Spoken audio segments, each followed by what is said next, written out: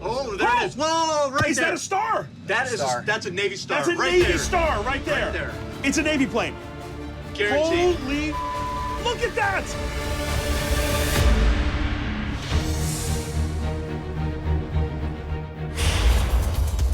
With a team of explorers led by Marianne Bolzanger, I'm in search of a lost Nazi treasure beneath the island of Corsica off the coast of France. Guys, come here, look at this! It's a box for sure. Look at this. Careful. It's a box. Oh, look at that! Is there anything in it? It's just disintegrating, there's nothing in it. I mean, that has been down here for ages, I assume. Yes, I think so. Why is that even in here? That's the question. I mean, that is the question. Who brought it here, and what was in it? We don't know. Yeah. Well, let's certainly have a look around underneath this to see if the contents have slipped out of it, and to see if there's any more of these boxes down here. If it was Rommel's, the crate could have held millions in gold, but there's no indication of its origin. The visibility in here is nothing, so you literally have to just reach down and pick everything up one piece at a time. If I bring up a handful of gold, I'll tell you what. Come on, what are the odds that whatever I'm touching right now is just a huge handful of gold? Pile of rocks. Could be the next one. We grope in the murky water, looking for the contents of the crate, while the rest of the team searches the remainder of the cavern. Hey, Josh! Yeah, I found something. you found something? What did you find? There is a cave. A cave? Yes. You think it goes under? Yes. It looks like one of our divers has discovered a passageway leading to a never-before-seen chamber, but the opening is too tight to safely pass through. Marianne, get the camera, please. To look inside the chamber, we mount a camera on an extension pole. Oh, there's definitely a room. Look at that. It goes way back. Yes. Any more wood, anything man-made back there? Plank. Uh-huh. Look at that. Yeah, there's another plank down there. The planks in this new chamber are intriguing and may be from larger crates that have disintegrated here. Can you see how far back it goes? I don't see the end of the cave. He thinks the room is bigger than we can see. Uh-huh. So what's the next step? How do you get back there? What will you do? So in the future, I think to go in there, we have to find something to support the roof. Right, stabilize it. Yes. Okay, well, when that happens, please call me. Okay, I do this. Okay, we should probably get out of here before Yes. we suffocate to death. Yes. Yeah? Okay. Great work, guys. That was amazing. The antique artifacts and remnants of wood may be the first in many discoveries waiting for Marianne and her team. But there are other potential locations on Corsica for Rommel's lost treasure. In order to learn about another version of the legend, I'm going to have to take a little trip and pay a visit to Rommel's hometown in the hills of Germany.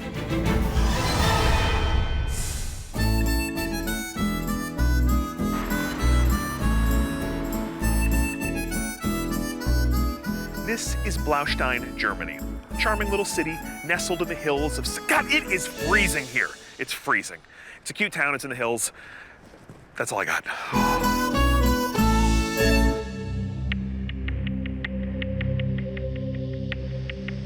Just outside of town, on a quiet country road, is a nearly forgotten plaque that marks the final battle of the Desert Fox. By the middle of 1944, Rommel began to lose faith that the Germans could actually win the war. He even openly advocated to Hitler to sign a treaty with the Brits and the Americans. In July, Rommel was almost killed when an Allied plane shot up his car. And 3 days later, a bomb nearly killed Adolf Hitler in a failed assassination attempt. Well, rumors began to swirl that Rommel had been in on the plot, and either way, Hitler could no longer stand his defeatist attitude about the war. So Rommel was given a choice. He was going to be accused of treason, and he'd have to face a trial which was certainly rigged against him. His family would have been sent to the concentration camps. Or he could quietly commit suicide. So, on October 14th, 1944, Erwin Rommel was driven to this very spot by Nazi commanders and given a capsule of cyanide, a gruesome end to one of the most celebrated commanders of Nazi Germany.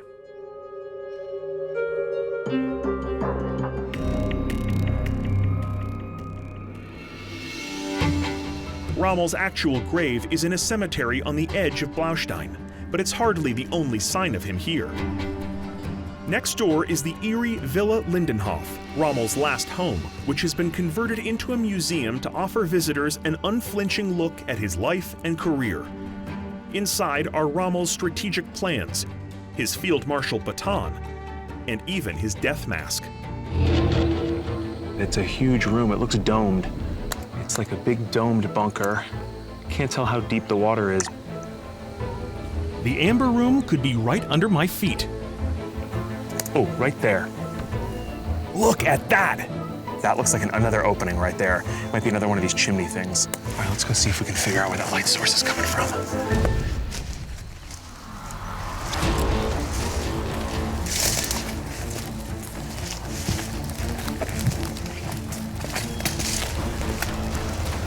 Oh, look at this! This is it. This is the other light that I was seeing from down there. Huge opening. This is a much better view down there. I can see some sort of, looks like a metal container even. And just debris everywhere. This is definitely that entrance that I was seeing the light from down there. It's all one chamber. Much bigger entrance though. Fortunately, or unfortunately, I think I can fit down this one, so I should get down there and check it out. It's getting dark, and it's about to get a whole lot darker. Let's go check this out. I break out boots and what few supplies I have. Okay, this is gonna be terrible.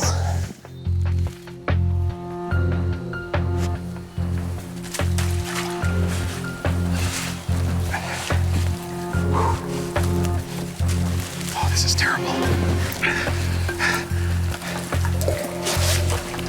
Spiders all over the wall. As I descend into the depths of a bunker that was crawling with Nazis 70 years ago, I can't help but feel a little uneasy at what I might discover. Okay, I'm down. Holy look at this place. God, it is huge down here. It goes way back. It's just filled with debris, muck and gunk. I mean, it's really bad.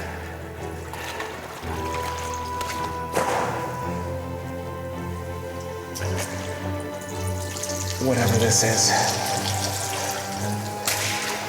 I mean, it's probably the grossest water I've ever been in.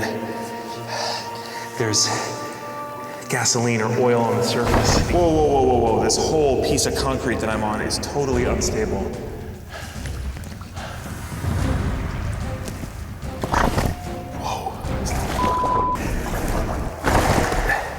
This whole piece of concrete just wants to flip over. It's the only thing on here that's stable at this point.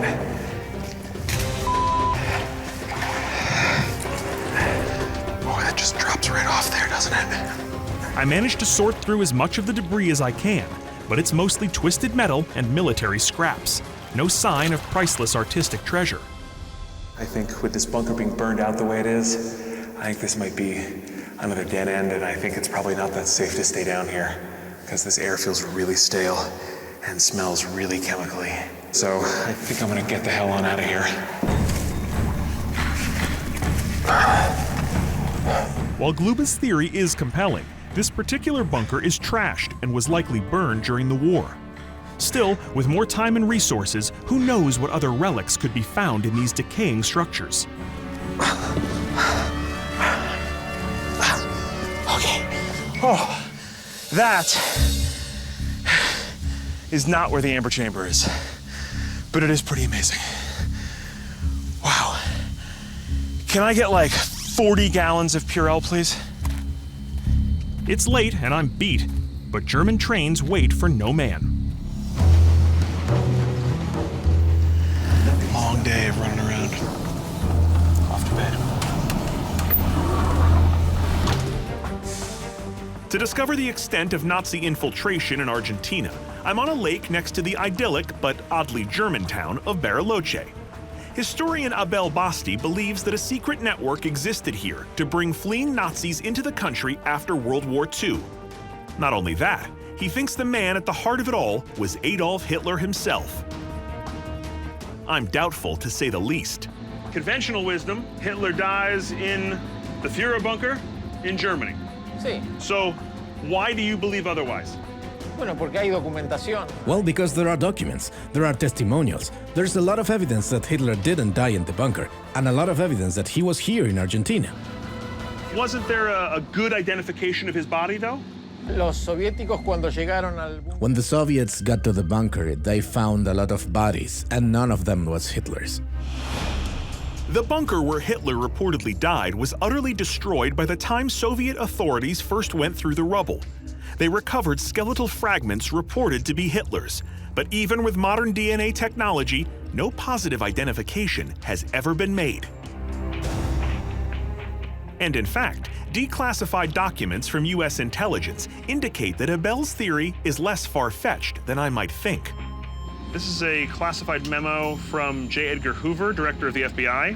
Subject is rumors Hitler may be in Argentina. Looks like he's asking somebody in a South America office if there's any facts to support the assertion. Wow. Abel has a string of communiques from our own CIA that indicate a worldwide insecurity about the true fate of Hitler.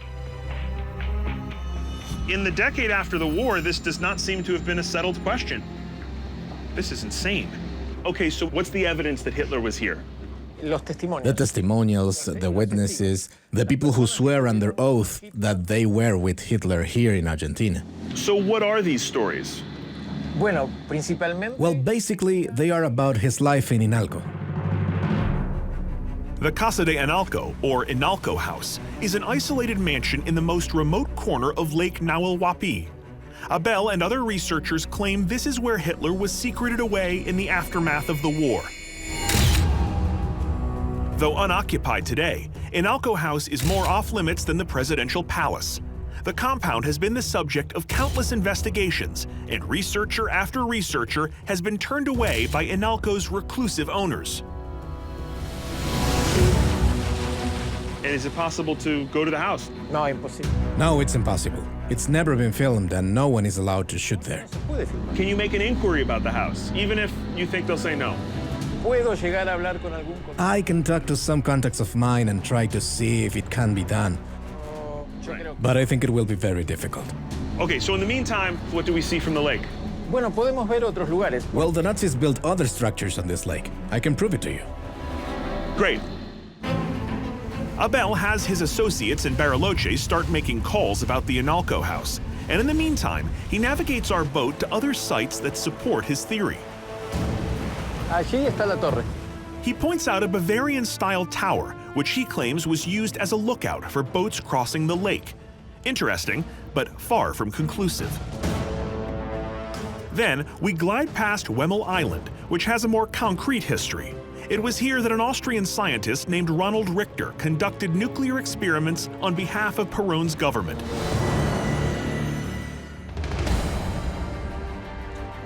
And nearby, Abel brings me to shore, where, at the top of a rise, I get a look at another mysterious structure. Oh my God, wow! What is this? Este es el búnker. It's a bunker. That's crazy. It's huge. Built just after the war, Abel believes that this concrete bunker, as well as the Bavarian guard tower, were positioned on the lake specifically to protect access to the forbidden Inalco house. Es perfecto, es un lugar. It's in a perfect strategic place. But is it actually a Nazi bunker? We'll need to find evidence to prove it. Oh, it goes way back. Are there any official explanations for what this building is? Yo busqué papeles oficiales. I looked for paperwork, permits. Officially, this building doesn't exist, and it never existed. Abel searches the front part of the complex while I go around the side to access a lower level. It just goes on and on. Look at this.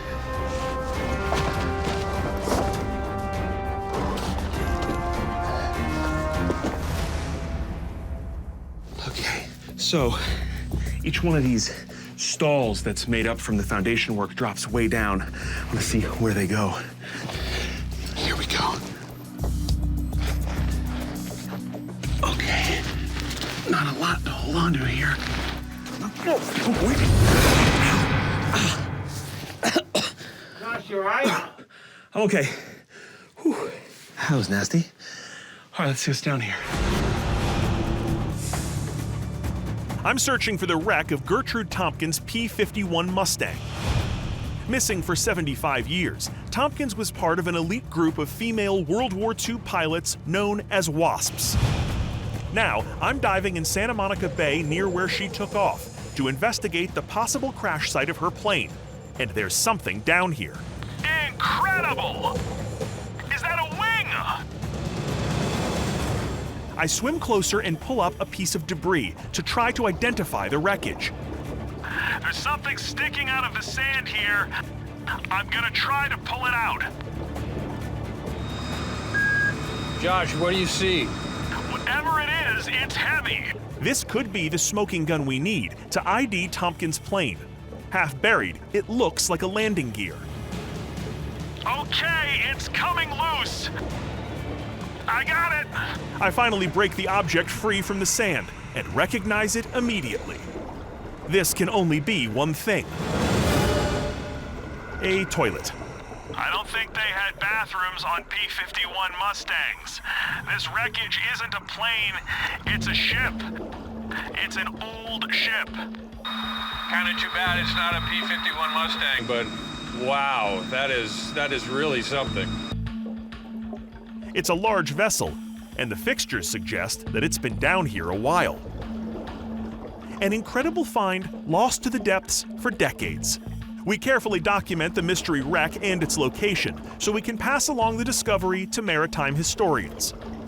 For now, the ship is too decayed to tell exactly what it was, but I did find the poop deck. Okay, Josh, I think we got what we need, man. More targets to search for. Come on up. Copy that. I make my way to the surface and rendezvous with the team topside. For a split second, I thought that was an airplane wing. I know. But it looked just like it, didn't it? We weren't breathing up here, I man. know. But hey, another target down. Another target down. Okay, let me get back aboard. We'll look at some of those deeper targets, yeah? Yeah. Once I wash my hands, we move on to our deep water readings. At 140 feet, our next target area is almost beyond scuba depth, but it's not out of reach for our technical diving team.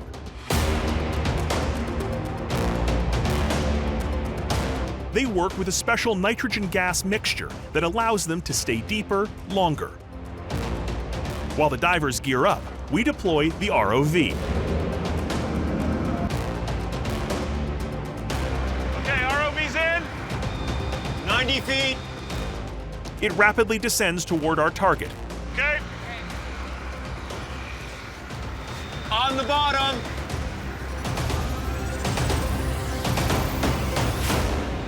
Okay, we're on the bottom. Okay, we're headed down. The divers descend into the murky depths, slowly working their way down the ship's anchor line. Okay, we're on the bottom. Divers, we have eyes on you from the surface. We see you with the ROV. Yeah, we see you. Okay, let's see if we can find that target. The divers and ROV split up to search for the debris field we saw in the scans. And the ROV is swarmed by a school of fish. You don't have a spear gun on this ROV, do you? We keep asking for them to make the attachment. I mean, we could have dinner in the bag right now. But our seafood buffet will have to wait. The divers spot the first signs of the anomaly we picked up on the sonar. Okay, we got something here. Looks like wreckage. Definitely wreckage down here. Yeah, we're seeing it too. That's wreckage for sure. So, piece of metal. That looks like it might be cable. Divers, see if you can see anything that is from an aircraft. We're looking for serial numbers, aluminum, aviation parts. Copy that. Copy that. Chad brings the ROV in close, carefully inspecting every piece of flotsam and jetsam. Another piece of metal. Boy, I was hoping that was landing gear, but it's not. Let's look around the inside of this piece of metal. Is that riveted? Yep. These may be metal fragments from a plane wreck, but we still need definitive proof. A serial number or a part specific to the P-51 to positively ID this as Tompkins aircraft. What the hell is that? A steering column or something, Right. but it's not. I mean, I don't know what that is. But more of that aluminum looking stuff. Yep. Yeah. That is tantalizing. On the hunt for a cache of stolen Nazi gold and diamonds, treasure hunter Jean-Christophe Boulet and I are scouring the forests of central Germany for a cave that he thinks might hold the loot. Does that go back? Here we go. Oh, hell yeah, it does. Look at that. That's a cave. That's a cave. Nice work, man. It's remote, difficult to access, and foreboding. In other words, it's perfect. After you, let's see where it goes. We enter the cave and start looking for all that glitters. Oh, wow, this goes way back. These limestone chambers extend beneath the hillside into multiple tunnels. This is crazy. This cave was once believed to be the legendary home of the goddess Venus. Jean-Christophe is hoping that somewhere inside, the Nazis sealed up a vault of gold and diamonds. Before we find anything, though, the main tunnel comes to a sudden end. Dead end. Dead end? Yeah. Does it go any further? I can see 2 meters, but probably there's more. It definitely goes back. We have a snake cam in one of the packs. Grab that and we can see what's back here. Jean-Christophe goes down another of the cave's passages to metal detect, while I rig up our snake cam, a tiny camera attached to a thin, flexible cable. If there's a chamber here, this device should be able to see it. Okay, so we can see there's a really narrow tunnel, and then there's kind of a right turn here. Probably nobody has ever seen around this corner.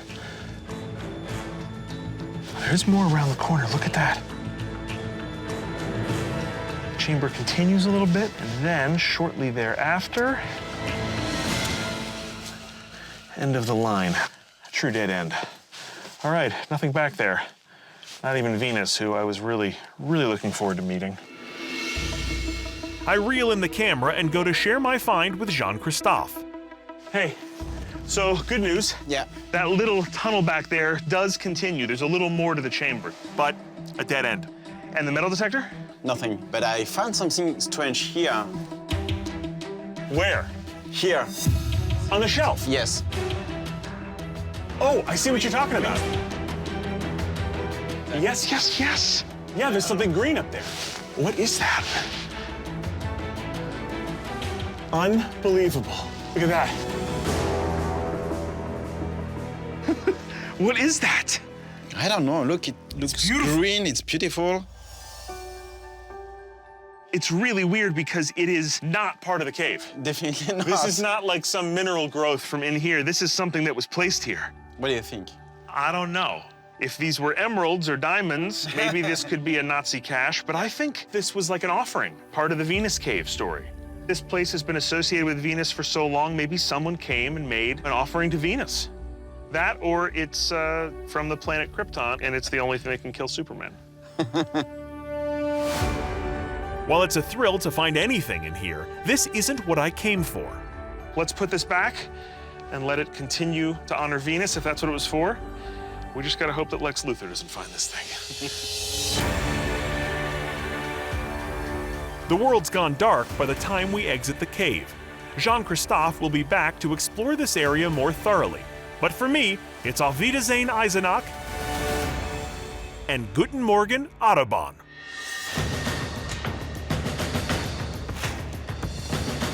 This is a vintage military Mercedes-Benz G-Wagon used by the German Bundeswehr, or armed forces. This vehicle is often referred to as the Wolf, a nickname shared by none other than Adolf Hitler himself. The traffic might move fast out here, but there are still rules. I've actually deleted all of the German names out of this phone because by law it needs to be hands-free. I mean, that's a terrible joke. Hello? I'm in Normandy's Airborne Museum, investigating the lingering mysteries of World War II's most decisive battle. On June 6, 1944, Allied forces began the brutal campaign to retake Europe from the Nazis with the invasion of Normandy. And in fact, the operation began before a single boot hit the beaches on D-Day. It actually started the night before, 1,000 feet above the conflict. The Allied plan on D-Day was to drop paratroopers behind enemy lines so they could attack German positions from both land and sea. They flew in the dark of night through heavy fog. Most had never made a combat jump before. Months of cloak and dagger preparation led up to the assault, but the mission still hit a few snags. Many paratroopers were blown far off course. Some were shot by snipers before they ever landed, and some landed in places like this. It's a memorial to an American paratrooper who got caught on this church spire, Private John Steele. And inside the church, a stained glass window depicts his fellow heroes who miraculously descended from the heavens to rescue France from the Nazis.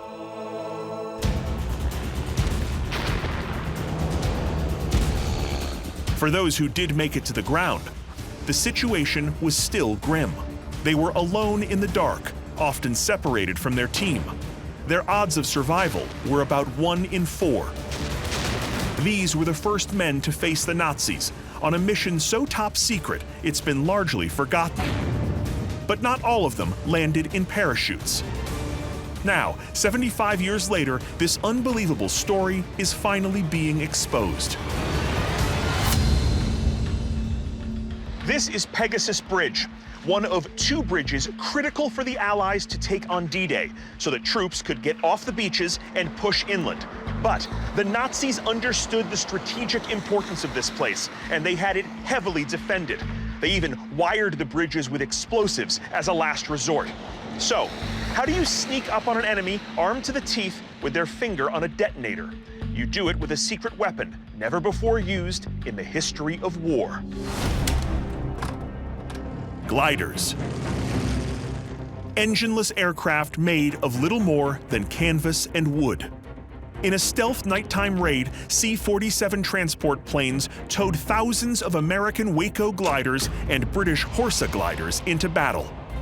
Capable of carrying more than a dozen men and even tanks, jeeps, and artillery, these were the first stealth aircraft. And to unearth their role in D-Day, I head to a nearby field, where I meet with former French paratrooper turned World War II historian, Ludovic Dufay. Bonjour, enchanté. Enchanté. Nice to meet you. Beautiful weather. If you wait for clear skies in Normandy, you'll never leave the house. Tell me a little bit about this glider assault. First of all, why gliders? Why not just use paratroopers? Gliders can get closer to enemy lines undetected. The key to this mission was surprise. Everything about it was shrouded in secrecy. It was an audacious mission codenamed Operation Dead Stick, and it was crucial to ensuring that D-Day was successful. These gliders were dangerous, to put it mildly, right? Yes, they were very flimsy. Remember, they were built as single-use planes. In fact, they were so fragile that pilots dubbed them flying coffins. And if they were spotted, the gliders were sitting ducks for the Germans.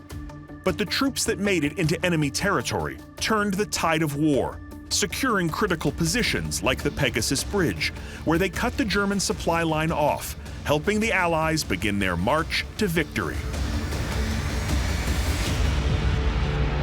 So let's talk about what you're finding out here. First of all, why here? Why in this field?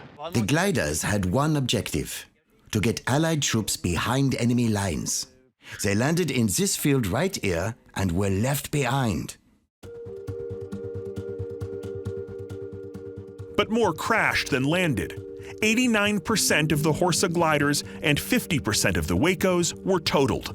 After Allied troops moved inland, the gliders and the weapons they transported were abandoned. Is this from this field? Yes, here's a British Enfield rifle. So this would have been carried by one of the British soldiers, presumably in one of these gliders. Yes. Okay, I'm in. I don't know what I'm in, but I'm in. Beneath the flattened Polish city of Kostryn, I'm searching through long-sealed cellars that may contain relics from the final days of World War II. Oh my word, look at this. Oh, it goes way down. There's a whole chamber down here. Whoa. Look at this place. Hi, Josh. Hi. So it's huge. How old are these chambers? This is very old. This is a medieval cellar. It would have been used to store food, but when we opened it up, there were items to suggest the military was using it. And there's one more thing in here I really want to show you. Yeah, what's here?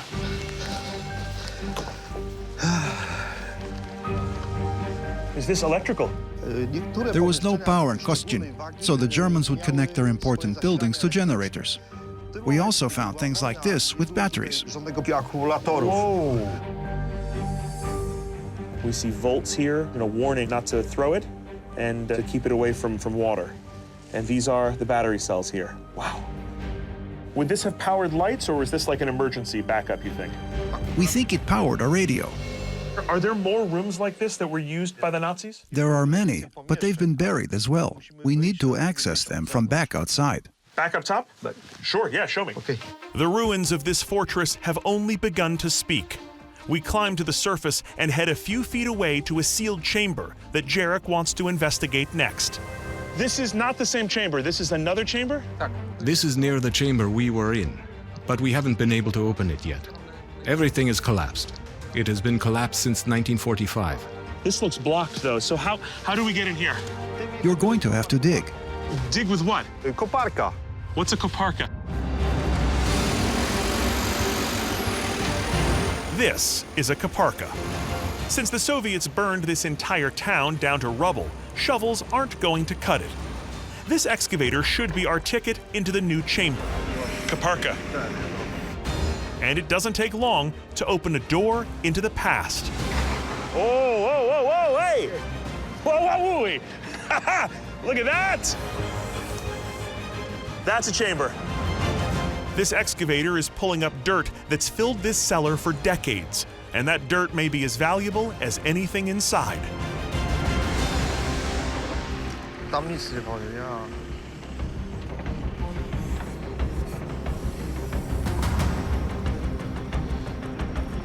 I thought it was a washer, but it looks stamped. You see this? Oh, yeah. 10G. It's a weight. As our hole in the ground gets bigger, Jarek can't wait to start exploring the newly exposed chamber. Moment. Got something? Let me see. Josh, zobacz. Ornate.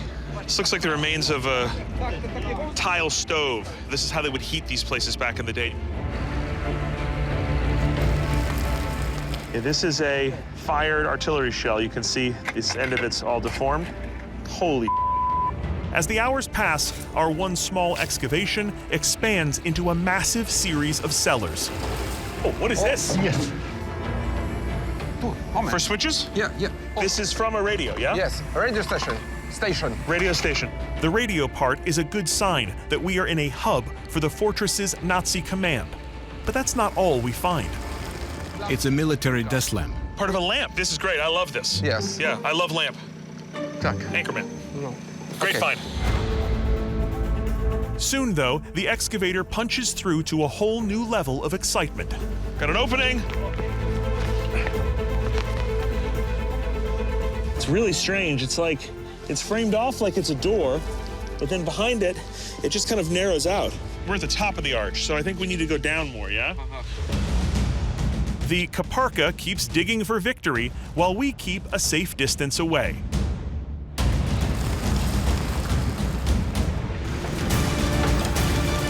Not too safe, though. Back up! Back up! Good eye. Oh, You okay? okay. Okay. We're way down in the hole now. I break out a metal detector to see what it can see.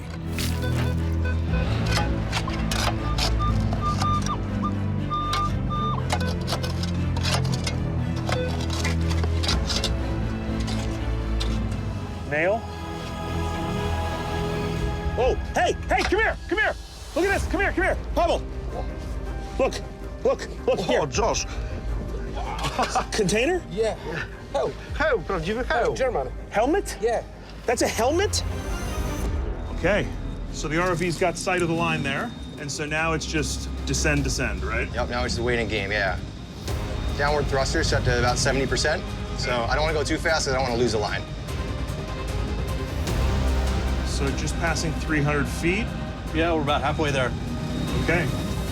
And we're right about 400 feet now. Yep, coming up on 400 here. It looks cold and dark. Definitely looks dark. It's a little spooky down here. There's something about watching ROV footage live that is actually really exciting because it feels like a horror film. Like anything could come out of that darkness. 500 feet. There's the bottom right there. Yep. Oh, there it is. There it is. Boom, we're on Well, the we bottom. got crabs. Got some We crabs. got crabs. Lots of them. Wow, look at that. If the ROV feed is a horror film, then I guess these are the monsters. Hoping to find the monster of a plane wreck next, we continue scanning the bottom. So far, a lot of little divots in the sand, but nothing associated with any debris. No, not yet. I haven't seen anything that would indicate plane debris yet. Something right here for sure. Yeah, you can definitely see something there. Right, big bright return, for something sure. sticking up off the bottom. So that's almost dead ahead of us. Yeah. Oh, something there. There's definitely Is something that wreckage? This is clearly not an entire aircraft, but could this be a piece of something? Could this be part of a wing that's ripped off? Yeah, there's nothing specific that screams airplane, but it's definitely like man-made, and it's But definitely it's a debris man-made, field. and it feels like a frame. It's also hard to know if that netting or that cloth is part of this thing. I mean, some of it's under it. Yeah. Could that be Part of the debris, or did it get there after? You know, the other thing we often see with airplanes, Josh, is cables and wires running everywhere. Which we don't on see wrecks. here. We don't see any of it here. That's right. I mean, that could be 100 things. And even going all the way down there, hundreds of feet, putting a camera an inch away from it. Still can't tell. You still can't tell. That's how hard this is. The debris, in both size and composition, is inconsistent with aviation wreckage. We catalog the find before moving on to the second sonar target, which Brett believes could be large fragments of an aircraft. We arrive at the next target as conditions begin to get choppy. Once in position over the coordinates, we send the ROV down into the deep.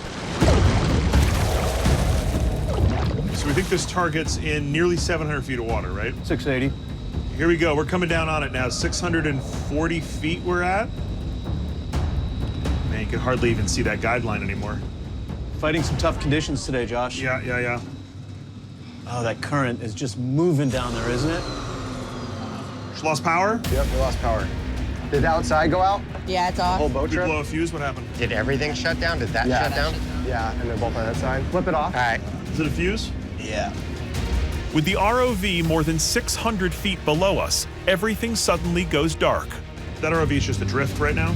Yep, it's drifting with the current right now. Okay. I mean, we have no communication whatsoever with that thing down there. It's the right side, Dave. Check the breaker on the panel. This is not good because the ROV is now sitting down on this wreck without power, and so it can get caught up in the wreckage. So we're gonna see if we get a new fuse in here. The crew is cool under pressure and scrambles to replace the fuse before the ROV gets snagged. Well, the panel's good, Dave. Okay, we're coming back up? Yeah. All right. Okay, we're rebooting. It's nerve-wracking. Yeah. We could be pretty Totally nerve-wracking. Yeah. All right, here we go. Hold on to your butts. That's a Jurassic Park reference. Doesn't matter. Here we go. Okay.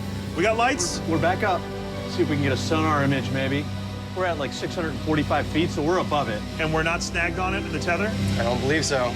Great news. Okay, great. With the power once again flowing and the ROV fortunately unscathed, we resume our path toward our sonar target. Some fish. Fish, that's always a sign of a wreck. All right, sonar, do your thing. What do you see down there? Oh, something up there? Yep. Something big right in front of us there. Look at that. Look at right there. There is something huge right there. I got a really good feeling. Oh, look at that.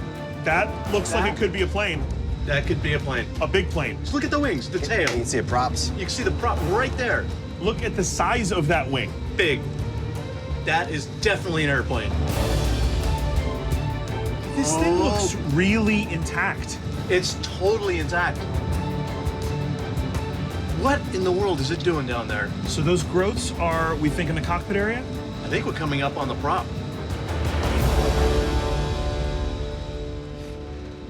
Oh, there it is. Whoa, right is there. That a star? That's a Navy star. That's a right Navy there. star right there. Right there. It's a Navy plane. Guaranteed. Holy, look at that.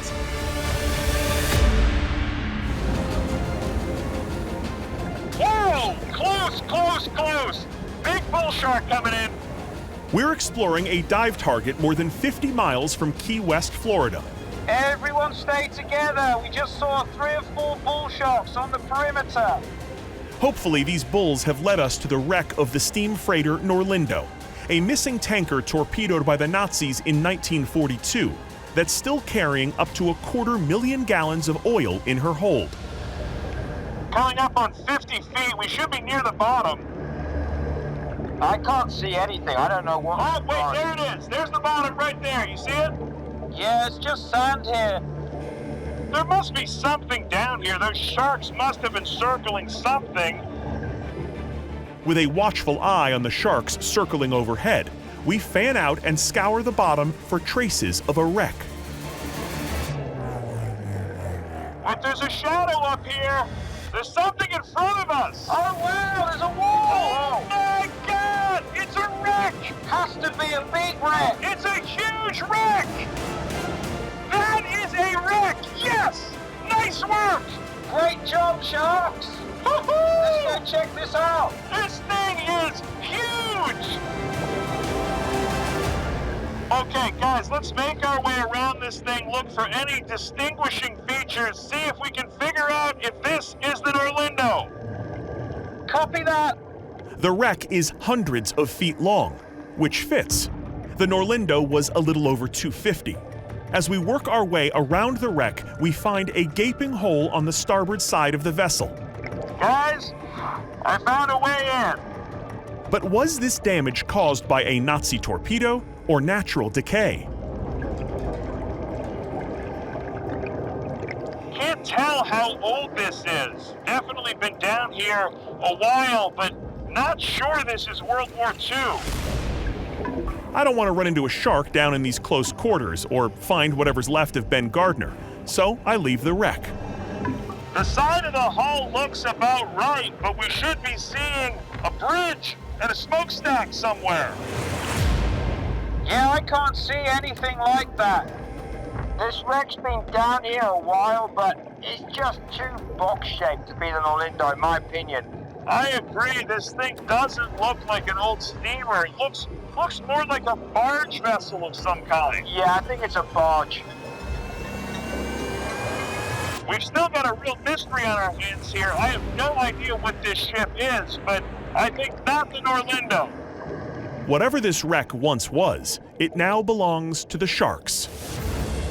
Whoa, watch your two. Big bull shark. And as uninvited guests, it's now time for us to make our way to the surface.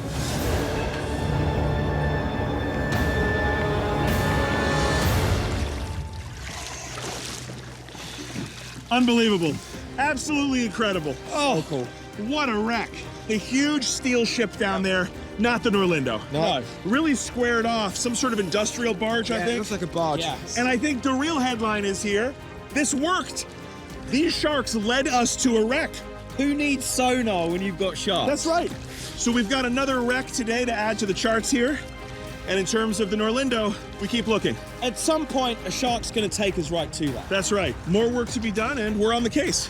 And the sharks are on the case. They are. All right. Awesome work, guys. Amazing job. Ah, incredible. It's a huge wreck down there. So cool.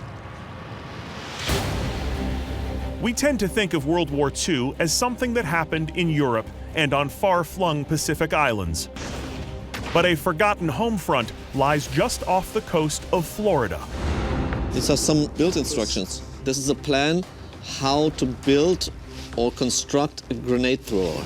I'm in a Nazi bunker that has been buried for 8 decades beneath the Polish countryside, searching for traces of a prototype plane called the America Bomber. Technology that would have allowed the Germans to bomb the east coast of the United States and possibly win World War II. Now, we're finding mysterious documents in the ruins, which aren't the kinds of things you read every day. I cannot believe this is all just sitting in here. Nobody been here since the war, so it's just lying here. Yeah. The last person in here were the soldiers living here. Yes. Zobaczcie, jest kolejna instrukcja. Lots of writing. Yeah. Look. Oh, This is like how to construct landmines. Landmines. Yes. So this is what? Like this is like a manual for setting up mines and traps. Look at that. That's amazing. Wow. Zobaczcie, tu jest instrukcja pułapek, jak miny stawiano w różnych miejscach. This is a booby trap in a tree. Oh my word, look at that. So this is what, like a tripwire down here? Yes, that's a tripwire. That's and then an explosive attached to the tree, which just blows up when you go over the wire. Yes, exactly. It's pretty mean. The whole book is traps. Yes, that was the literature of the Nazis. That's right. These documents are a one-stop shop for a Nazi soldier to learn how to wreak havoc on the world. But there's also another piece of paper here, a reminder of the man who inspired all of this destruction. And what is this stamp? This is this cross? Im Namen des Führers. It means in name of the Führer, Adolf Hitler, hat das Oberkommando des Heeres dem, that's a part of an order. Part of an order in the name of Hitler? In the name of the Führer, yes, in the name of Hitler. And the writing here? This is a delivery. A delivery? This is an order for something. Who knows what this order contained? Could be weapons, could be aviation parts, right? Could be anything. And it's dated to February the 4th of 1945. So only wait, February of 45? Yes, only 2 weeks before the Russians came here. So this bunker was here right up until the very end. This is right before the Soviets arrived, and we're only months here away from the end of World War II. Exactly. We are, at this date, in the turning of history here. I agree. Right? The world is about to be saved right here. Yeah. Amazing. It's just unbelievable. This is a time capsule in here. Let's keep looking around, see what else there is. The chamber is literally piled high with historic relics. We continue sifting through the debris for materials related to aviation. Okay, what's the word up here? Does it continue? No, look at this. This is completely collapsed. Well, you can see the ceiling broke open here, and there's just 1 billion pounds of sand. So, end of the line. Like 1945. Yeah, major end of the line. Lots of materials down here, but nothing aviation related. Nothing connected to the America Bomber. No. But this is a big deal. This is a part of the MRU tunnel network rediscovered for the very first time. Yes. It's huge. Amazing job. We did it. Amazing. Yeah, nice work. Awesome. Before we head back to the surface, as many photographs as we can take, and I want to do a 3D scan of these chambers as well so we can document them. Let's do that. Yeah, this is history right here. Awesome work. Yes. Yeah. Yeah. Okay, let's do it. Okay. We have found a bunker that may be part of the secret experimental facility that Pavel has been searching for here in the MRUs. It's crucial that we map every detail. I imaged the entire chamber with a cutting-edge Leica laser scanner, which uses bursts of light to measure every surface in the room to within fractions of a millimeter. The three-dimensional image this produces is historic. It's the first survey of this previously lost section of the MRU tunnels. And the data will allow Pavel to continue to search for what's beyond the collapsed section.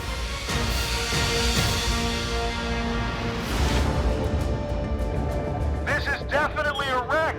It looks completely destroyed.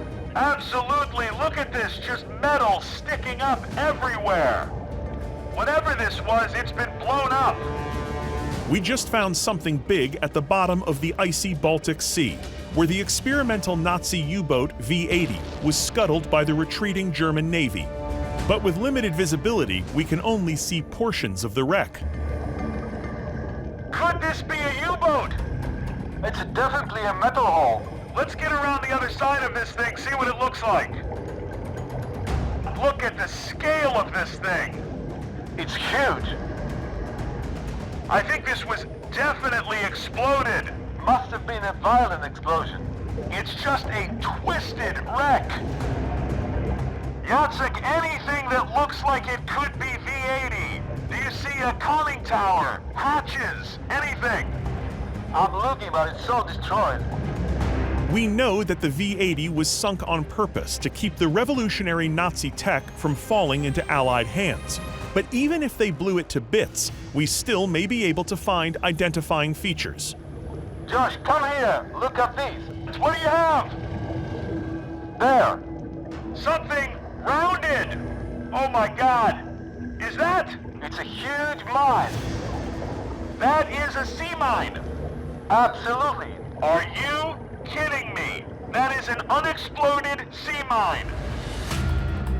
During World War II, both Allied and Nazi forces placed sea or naval mines around important harbors like this one, creating a defensive barrier to protect valuable resources, in this case, perhaps assets like the V-80. Carrying up to 1,000 pounds of explosives, a direct hit from a mine can puncture steel-hulled ships and turn a wooden vessel into matchsticks. Josh, you can see the remains of the igniters. Those are the triggers for the mine. When those are hit, the mine will explode. Be careful, do not touch it. Backing off. Holy Josh, I know what this wreck is. What is it? This is World War II mine layer. Oh my word. Does that mean there's more of them? Probably we're surrounded by them. Copy that. In the war, hundreds of thousands of naval mines were planted by mine layer ships. It is impossible to know for sure, but it appears that this mine layer had a terrible accident, meeting its fate while deploying its own deadly payload. Do you think this is a Polish ship or German? Hard to say. Either way, the mine doesn't care. Let's give it some room. But then we see something that may offer another lethal clue. Look here, some sort of cylinder. Josh, that's a depth charge. For attacking submarines. Especially submarines. These depth charges were lethal to submarines. The white material in front of me is trinitrotoluene, otherwise known as TNT. Designed for anti-submarine warfare and used by both Allied and Axis powers, depth charges would strike their targets with a deadly hydraulic shockwave. We're looking for a U-boat, but we found a U-boat hunter. How much explosives inside? That's about a 250-pound bomb. 250 pounds of explosives. That's correct. Underwater, 250 pounds of TNT has a blast radius of up to 30 feet, with enough power to pierce a submarine's plated hull. And still live. Still dangerous. Let's get clear of this wreck where it's safer. Let's go. While the two sonar targets turn out to be forgotten traces of the war, we need to do more digging to home in on the missing sub. All right, an unbelievable wreck, but V-80 is still out there. So what's our plan? You need to go to hell. Did you just tell me to go to hell? Yep. Are you freezing to death? What are you talking about? You'll see, trust me. We surface and motor toward shore.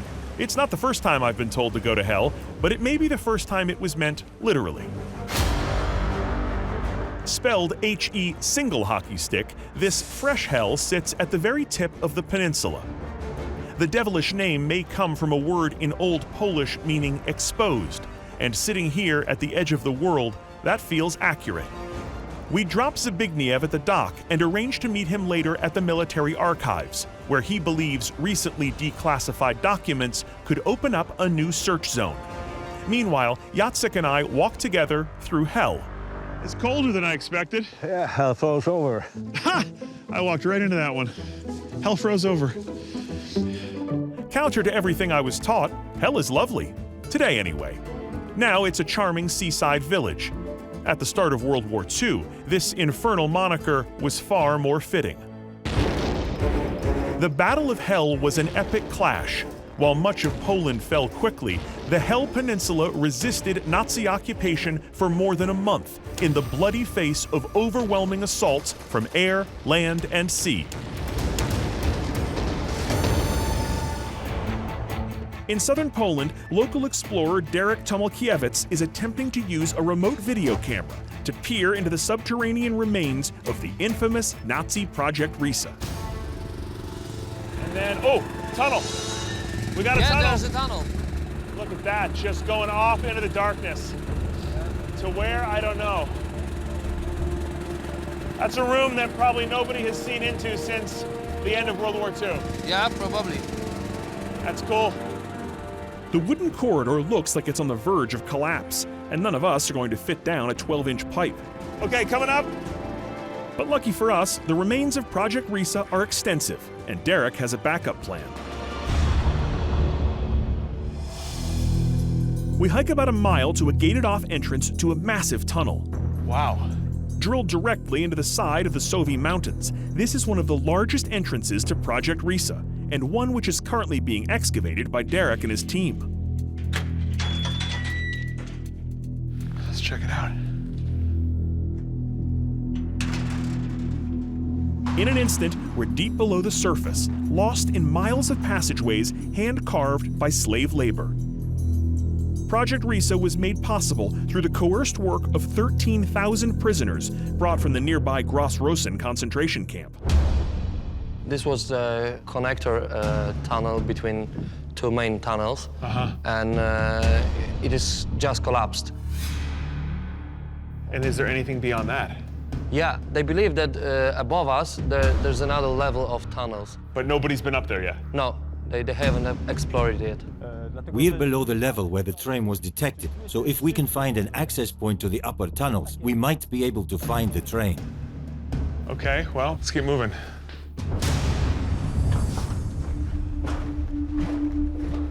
Deeper in the complex, Derek and his team have re-established electricity, and for the first time, I'm getting a good look at just how massive these secret tunnels are. Wow, this is so cool. Around the corner, we examine what was once a guard station. There are racks of helmets and armaments still in place, including this saucy little number. What are these things? This pipe isn't for ventilation. It connects to a room above us, which has its own mystery. They put a camera on these pipes, and they discovered a 100% closed room, which doesn't have any entrance. So weird. A pipe to nowhere. Yeah. So if there's a whole nother level above us, then they either had to have another entrance from the outside that's higher up, or some sort of staircases on this level that go up. You haven't found any of that. There's nothing in this area, but I found a new set of tunnels that aren't on any charts. It's possible that they might lead to the upper level. Wow. Let's go check it out. We make our way back to the surface to see Derek's latest find, but apparently, I had no idea how long we'd been down there. And Merry Christmas. It was literally like clear skies when I went inside there. And now, I'm at Santa's workshop. I mean, he didn't have a howitzer, but, you know, close enough.